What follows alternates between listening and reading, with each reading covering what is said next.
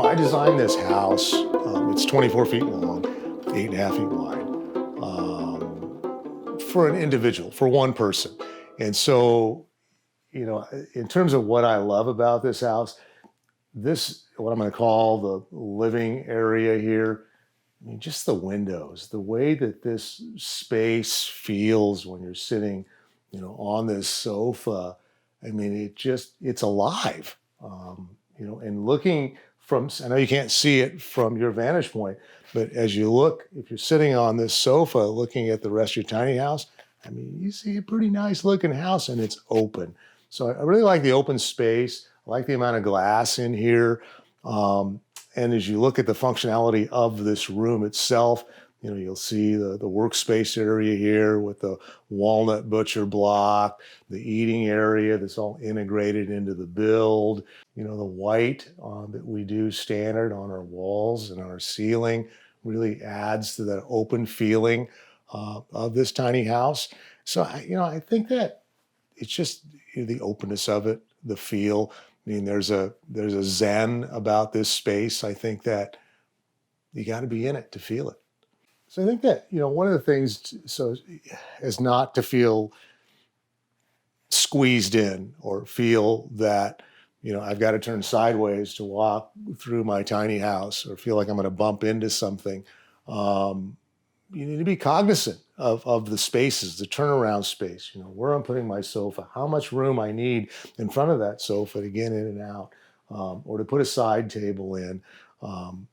As I do these counter spaces here, you notice this is a contoured space to allow the ability to open these cabinet doors and still stand here without having to squeeze yourself, as I said before, in or throughout these areas. So you'll see here the contoured area here, essentially designed to give you that ability. So you've got a workspace here, you've got an eating area here, and it works well. I mean, for a couple of people, another person over here, nice area to sit in, that sofa there.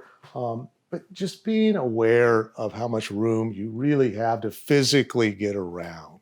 So I want to talk about this space here, as I just mentioned. Now, this is this is a single bed, is what this is. Sheets and all that stuff go over this, and you don't have a bunch of seams in here. In fact, I want to bring that up too. Is as you go through the design process, think about where you are going to sleep.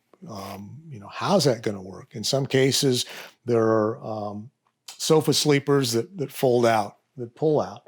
There are Murphy beds that fold down.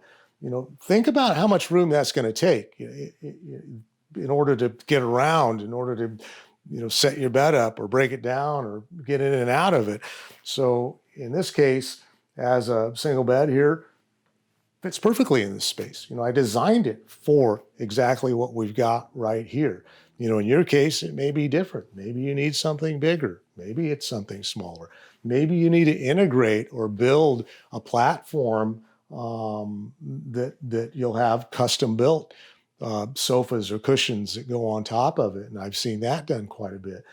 I'm not a real fan of built-ins just because it makes it tough to change it if you change your mind. If you find, the situation has changed and now, you don't want that to be a sofa anymore, or you don't want that to be a sleeping area only. So I really am a fan of furnishings that can be put in and out, but you also need to be cognizant of the size of those furnishings and can you find something to fit? In some cases, you might have to have a piece of furniture custom built to fit that space. I mean, that gets a little pricey. So I would encourage you to take a look at maybe what's out there in the market that's going to work for that space that you have in mind before you do it.